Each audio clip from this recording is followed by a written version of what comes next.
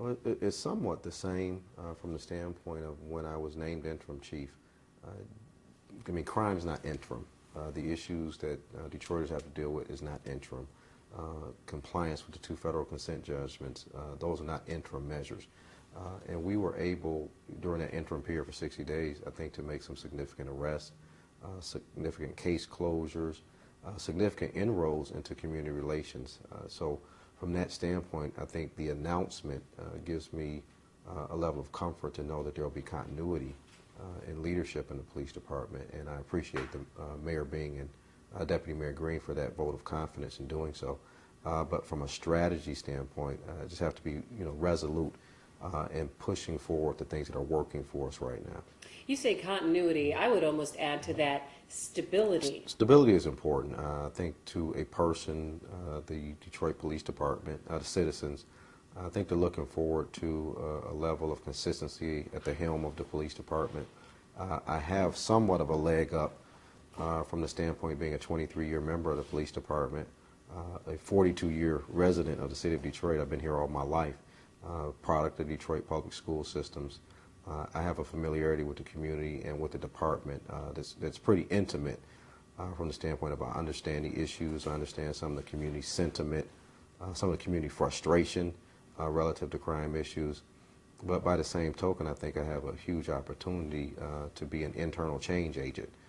We will come into compliance with 2 federal consent judgments. That's not a point of negotiation for us.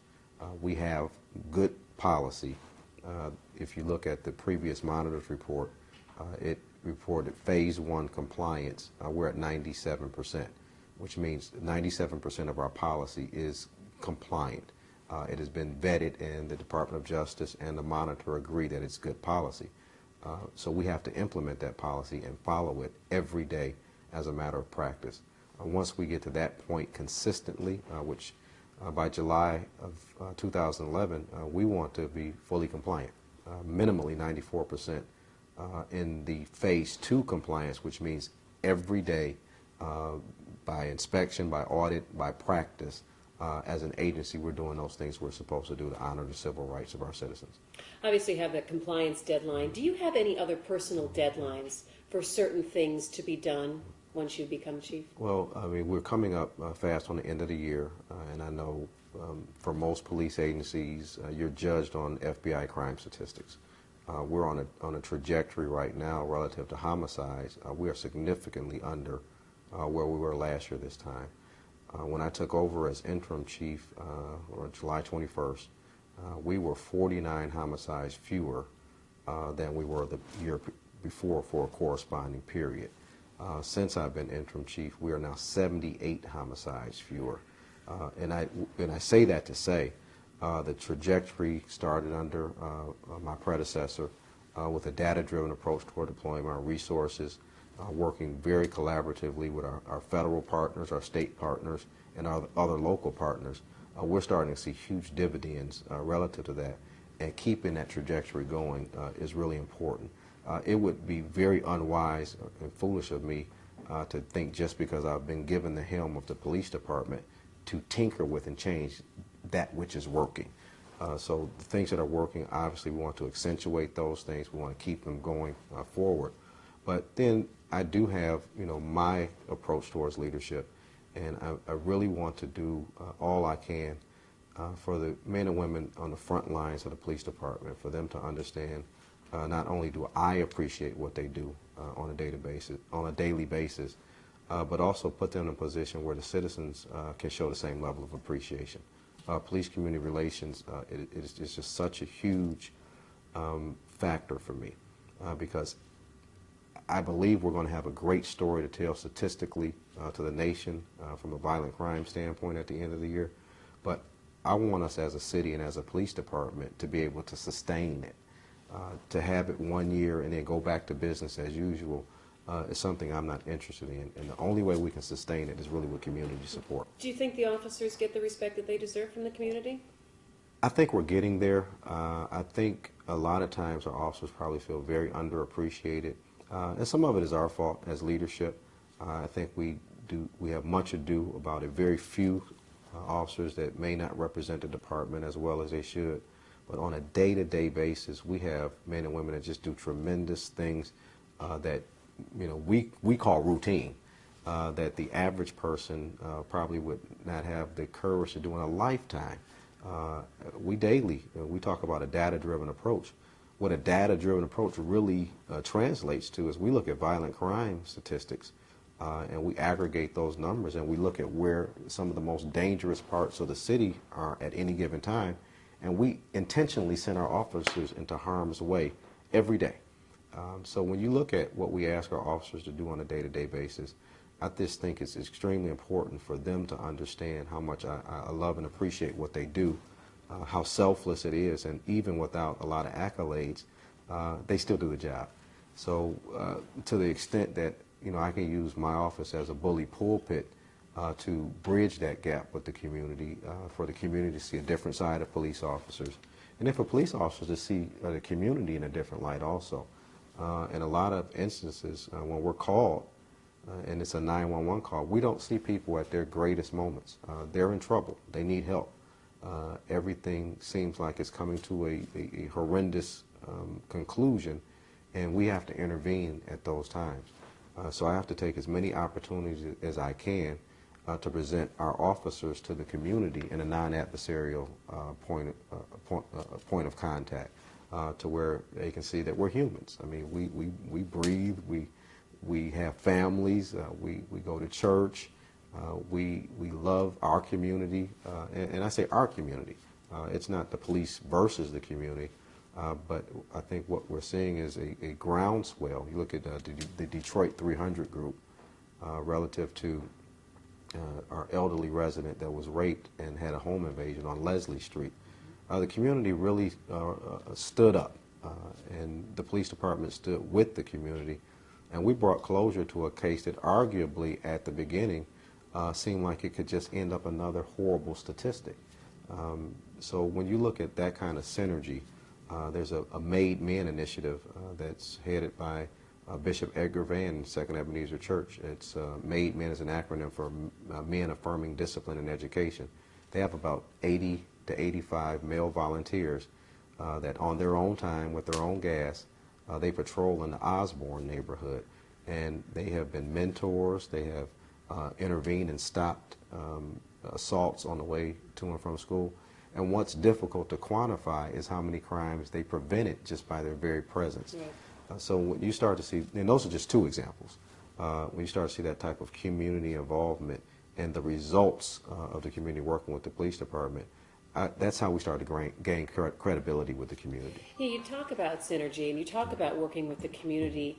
It seems, though, that there is it's still very hard for you to get people to call in tips and to help solve some of these crimes that you have out here. And that's one of the questions that a viewer had, is how are you going to help the community help you solve crimes? Well, I think, and if I could just visit a very recent history, this past weekend we had a multiple shooting. 6 people were shot at a house party on Green Lawn on the west side of Detroit. Citizens' tips contributed greatly to us bringing to arrest a gentleman by the name of Brandon Turner. He was charged with over 21 counts of assault with intent to murder and a number of other counts. And it culminated in a $5 million cash bond after the prosecutor thankfully lobbied for a high bond for this individual. But community involvement, it really transcended arguably what would have been one of those no-snitch type of situations. We were able to close that case in less than 36 hours. So the tone is changing. Are we there yet?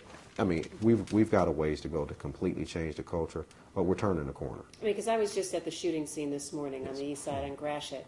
3 guys shot. Yes. The guy who rolls up on a BMX bike and shoots him. And it feels like that every time I'm doing a story, it says, police are looking for your help. Call Crime Stoppers. Give them a call. But there is that no-snitch mentality that people don't want to call, or they're afraid of some kind of retaliation. But I think what builds credibility is the fact that when we're given accurate and good information and we act on it, again, going back to the Leslie situation, we were given good information from the community and we acted upon it, we got an arrest, we closed the case. when the community sees that when the information that they give us is acted upon, I think that's what starts to change the credibility gap that we may have. I've heard in a number of instances over the years that I called the police and I gave them this information and they did nothing with it. Anytime you have that type of situation, obviously the community loses trust and they figure, why should I bother? And I don't really think it's a no-snitch mentality. I think it's probably just a lack of confidence in the fact that we're being responsive to the community. But our officers and our investigators, they're being very responsive, working very hard, and bringing significant case closures. And a great deal of it is great police work, but you cannot, I mean, our system of jurisprudence just does not work without citizen involvement. So are we there yet? No. I mean, we have a ways to go.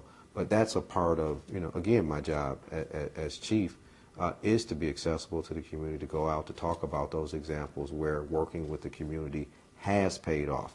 And we have to keep pushing those stories as much as we can. Do you, I told you that we've asked online people to bring in their questions for you. Have you been able to communicate with people online and start to really, is that kind of one of your ways of reaching out to the community? Yes. I mean, we have a Facebook account. We have a Twitter account. I even use my personal Facebook to give information to my friends on Facebook relative to issues with the Detroit Police Department. And the feedback is tremendous. I mean, we have a number of different social mediums, and people are starting to get information in so many different ways. As a police department, we just cannot depend on some of the old traditional ways of pushing information out.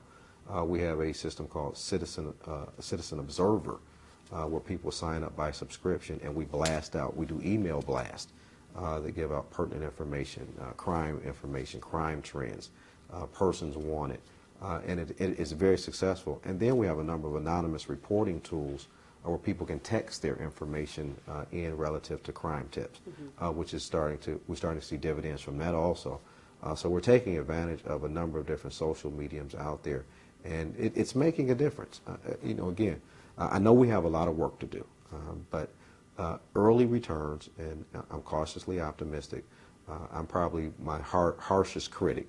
And I'm real hard on myself, but I feel good about the direction that our relationship is going with the community. Okay, I had a question from a viewer asked, how do you plan to make the department more effective under the current financial restrictions? We have to be very creative, obviously. We will arguably never have a 4,000 to 5,000 member police department again. So for me to just sit around and complain about what I don't have is not productive at all. I've said this ad nauseum, and people are probably tired of hearing, but when we talk about a data-driven approach or an intelligence-led policing is what it's known as nationally, you really have to take data, you have to aggregate it, you have to deploy your resources based on what the data is showing, but then you also have to take information in and produce actionable intelligence that would lead to arrest of suspects. So when you have that type of information, utilize technology in aiding you in the police department, it just helps us to deploy our resources more smartly. Basically, go where the crime is. Go where the crime is. And, you know, we use fancy terms like data-driven approach, but if you really go back in policing, we used to have maps on the wall, and we had colored pens, and we'd stick those pens in the map, and where we saw clusters, we would deploy our resources. Now, obviously, we had many more resources in years past, but with the computer age, how quickly we generate and aggregate data with our computer-aided dispatching system, obviously we can move our resources probably more expeditiously than we used to because we can get the data back faster. But it is just really the roots of real smart policing.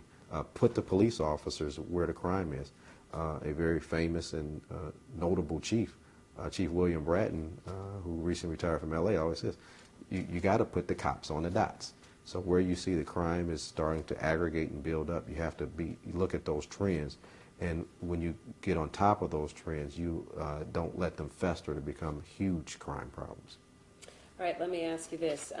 We had a viewer write in, what is the chief going to do about housing of prisoners if city cell blocks get full? They get full quickly, and Mayor Bing is leading the charge and is working with Wayne County Executive Ficano to see if we can come up with a jail bed agreement, for lack of a better term, where the Wayne County Sheriff would house our prisoners, and we would be out of the prisoner detention business.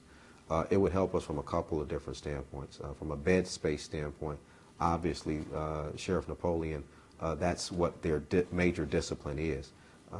If we are able to strike that deal, which I'm cautiously optimistic under the mayor's leadership, under Wayne County Executive Ficano's leadership, that we're going to get to a point where we can do that.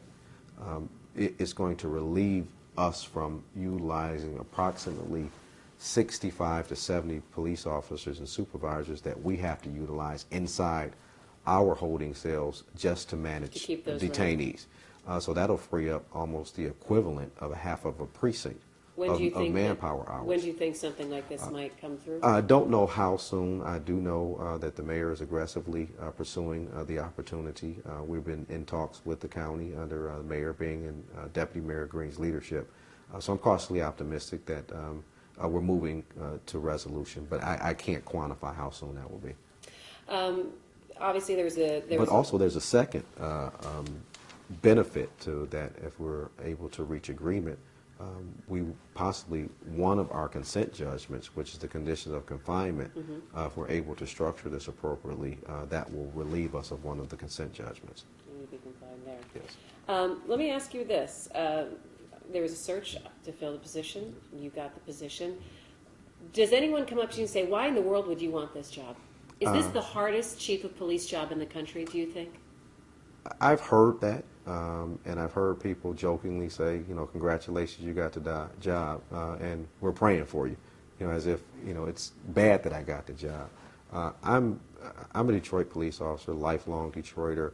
I welcome the opportunity. I think the city is on the precipice of becoming a model city, and I think to be chief at a time when people think that we can't get it done, to be chief at a time when resources are scarce, when everything seems to be against us, if we can turn it around under those circumstances, then I think we can be a model for the country. So I'm excited about the opportunity. So I don't think it's a daunting task.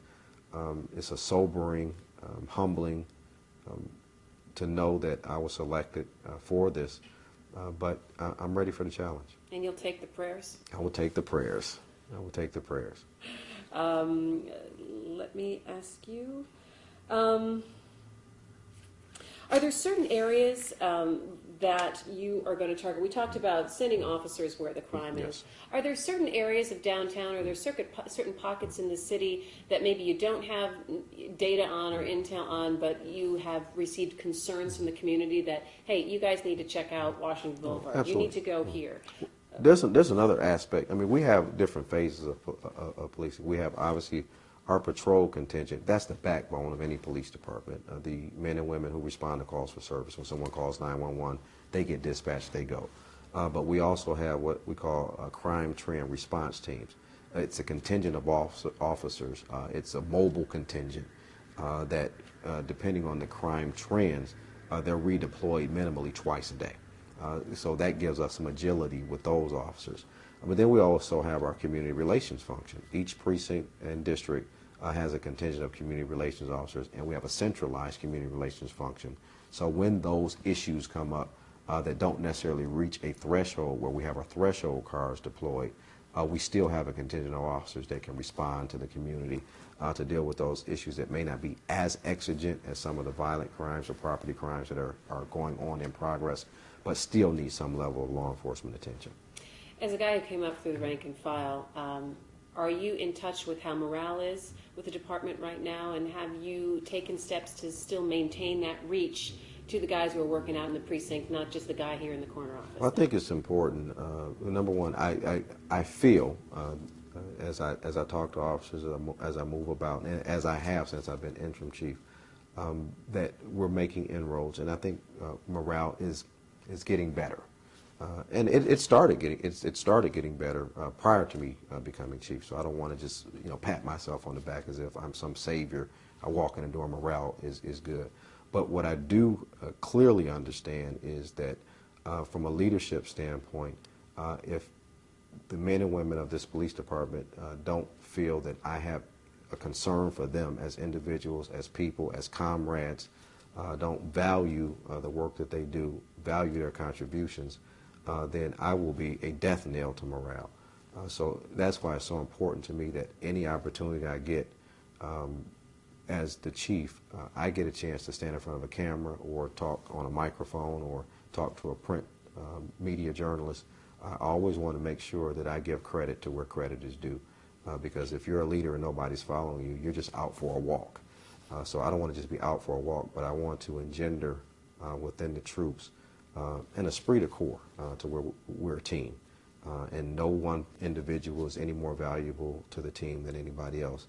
I have the distinct honor of leading this team, but there's no way in the world that I as chief should take credit for the tremendous work that our men and women do on a day-to-day basis. So to that extent, I try and shake every officer's hand that I see. Every time I get an opportunity to roll the window down and wave as I'm driving by.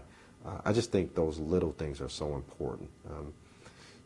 You know, arguably we spend 8, 10, 12 hours a day, you know, depending on what officers are working. If they work overtime, they spend a lot of sweat equity protecting the citizens and visitors of the city of Detroit. And it's just a small thing I can do as chief to say hello. How is your day going today? You know, to embrace my officers, to give them a, you know, a smile, you know, pat folks on the back. If I hear about some good police work, have my staff get that officer on the phone so I can just say, hey, I heard you did a great job today. Just want to say thank you as chief. You know, those little things to me mean a lot. And when you stop paying attention to the little things and we're just waiting for award ceremonies and waiting for, you know, the huge things to happen, you miss so many small opportunities to appreciate people on a day-to-day basis. Taking time for the little things. Taking time for the little things. All right, so as we wrap up here a little bit, what are 3 succinct things you can tell Detroiters that they can look for from your leadership? They can look for a tireless commitment. I'm just going to work as hard as I can to earn the trust of our troops, number one. That's first and foremost. Earn the trust of the citizens. And just at the end of the day, know that they have a responsive police department, a police department that, you know, cares about its community, and we want a community that cares about its police department. We're going to give a great effort, as we do every day, and I just want to make sure that in this position, I communicate that effectively to our public.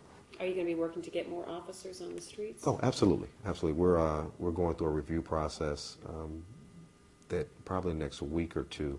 I'm looking at redeploying some officers, some even off of my staff. We just don't have the opportunity to police the way we used to. So I can't leave any stone unturned. As many resources as we can get into active policing, that's my duty, that's my obligation. So in the next couple of weeks we might see something? I mean, and when I say see something, I just mean by the way of transfers, which is just a normal, routine, you know, police function. But I am looking for more opportunities to find officers that we may not be utilizing in the best manner and getting them back into active policing.